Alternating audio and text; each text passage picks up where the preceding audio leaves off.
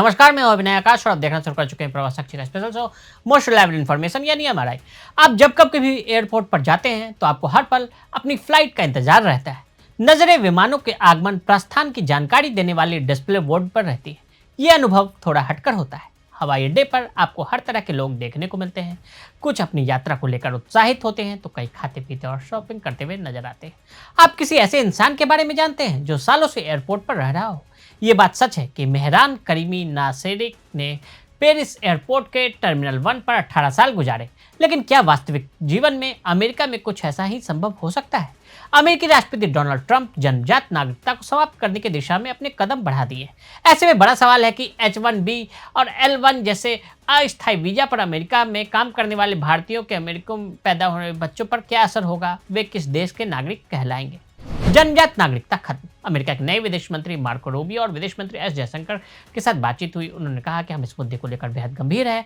भारत सरकार इसे हल करना होगा और ऐसे में 18 से 20 हजार भारतीयों को वापस भेजा जा सकता है। इसके अलावा ब्लूमबर्ग की एक रिपोर्ट में यह भी दावा किया गया कि भारत चाहता है कि H-1B वीजा प्रोग्राम सरलता से चलता रहे। भारत से बड़ी संख्या में स्किल्ड वर्कर अमेरिका जाते हैं। H-1B वीजा का सबसे ज्यादा फायदा भारत को ही मिलता है। जन्मजात नागरिकता क्या है? अमेरिकी जमीन पर पैदा हुए किसी भी बच्चे को अपने आप ही नागरिकता मिल जाती है, चाहे उसके माता पिता का इमिग्रेशन या फिर नागरिकता का स्टेटस कुछ भी हो। ट्रंप के आदेश के लागू होने के बाद अमेरिका में पैदा हुए बच्चे को नागरिकता उसी हालत में मिलेगी जिन माता पिता में से कोई एक अमेरिकी नागरिक हो, ग्रीन कार्ड होल्डर हो या फिर अमेरिकी सेना में हो। आदेश को तत्काल चुनौती भी मिली। वहां के 18 राज्यों ने बोस्टन के फेडरल कोर्ट में इस आदेश को चुनौती दी है कि वो अमेरिकी संविधान का उल्लंघन करती है। कुछ विशेषज्ञों का मानना है कि बहुत संभव है कि कोर्ट के निर्णय की बदौलत यह आदेश लागू होने से पहले ही रद्द किया जाए, लेकिन ये एक अनुमान ही है। 20 जनवरी को अमेरिका के 47वें राष्ट्रपति के रूप में ट्रंप द्वारा हस्ताक्षरित पहले से कार्यकारी आदेशों में से एक जन्मजात नागरिकता को समाप्त करने से संबंधित था।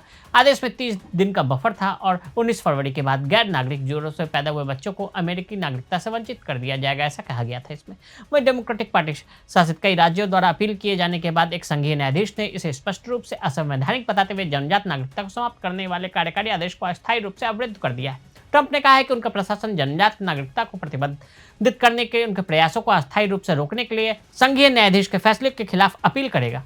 वहीं न्याय विभाग ने कहा है कि हम न्यायालय और अमेरिकी लोगों के सामने पूर्ण योग्यता वाले तर्क प्रस्तुत करने के लिए उत्सुक हैं, जो हमारे देश के कानूनों को लागू होते देखने के लिए बेताब है। अवैध प्रवासियों का मसला।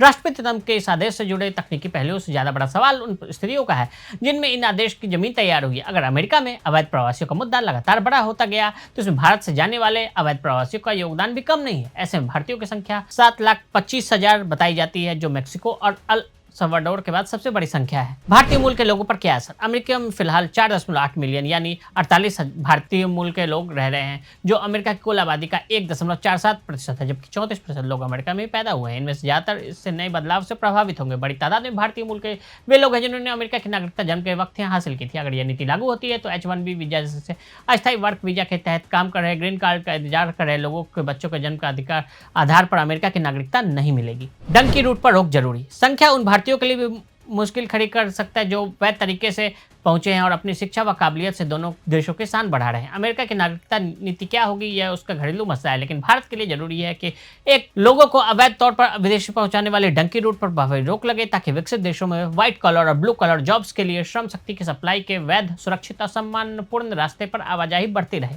किस देश के नागरिक?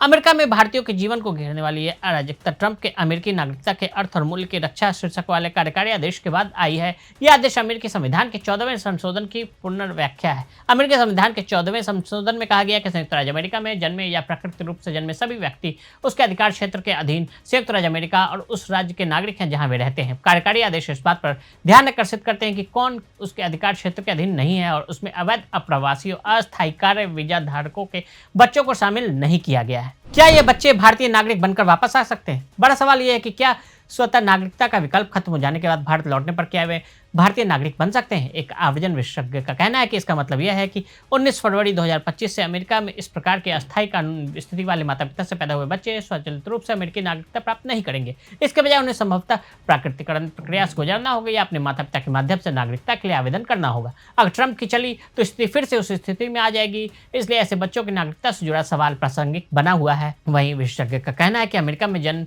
में इन बच्चों के लिए भारतीय नागरिकता आसान है। तो आज हमने आपको ट्रंप के नागरिकता वाले कानून और उसको अदालत में दी जा रही चुनौतियों के बारे में बताया। आज के लिए दी इजाजत। ऐसी रिपोर्ट्स को देखने के लिए देखते रहे प्रभा साक्षी। अगर आप भी लेना चाहते हैं देश दुनिया की तमाम जानकारी तो आज ही सब्सक्राइब करें हमारे चैनल को।